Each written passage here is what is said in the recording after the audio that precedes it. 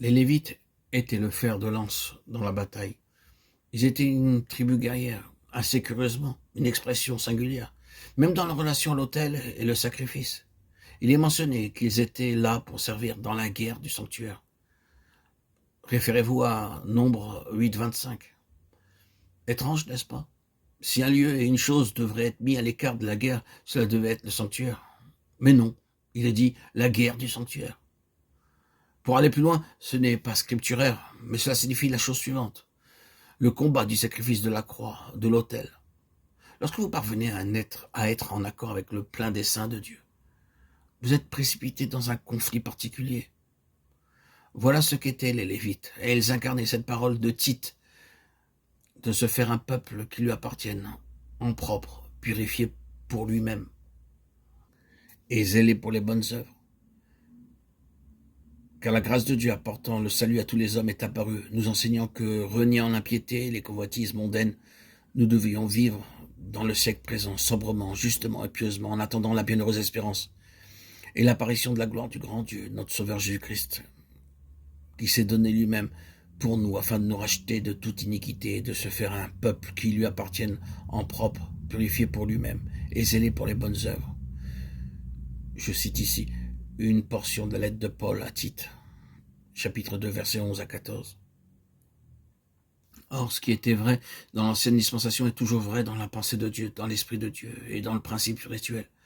Nous sommes sans doute passés de l'époque des figures, des symboles et des systèmes extérieurs qui incarnaient les principes pour arriver au domaine clair et pur de la réalité spirituelle.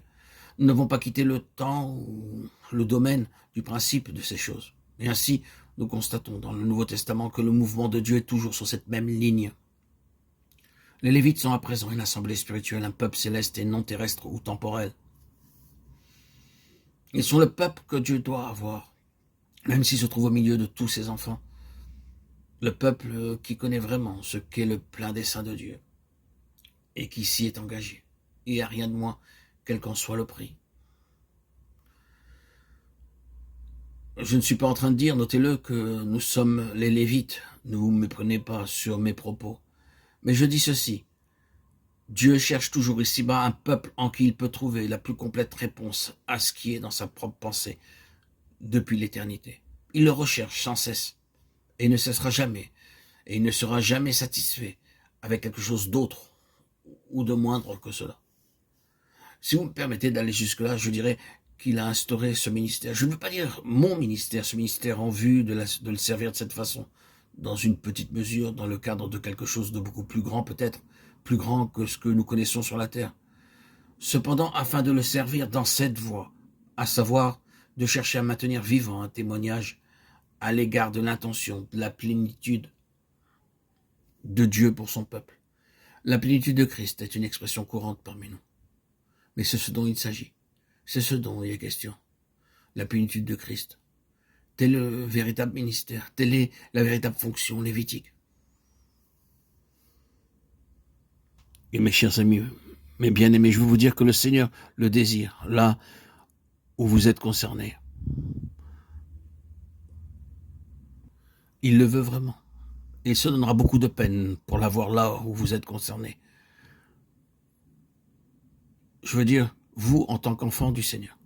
Le Seigneur veut que vous teniez dans cette relation à lui, non comme quelque chose de supérieur, ni comme une sorte d'autocratie spirituelle, et certainement pas comme une aristocratie spirituelle, mais simplement en tant qu'un peuple au sein de son peuple, ici-bas dans ce monde.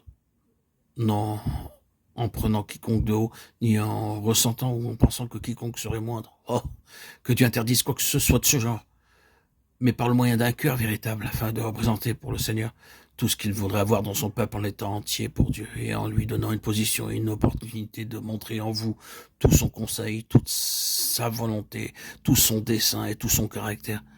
C'est un appel très saint. Cela ne peut être autrement que par une sainteté de vie.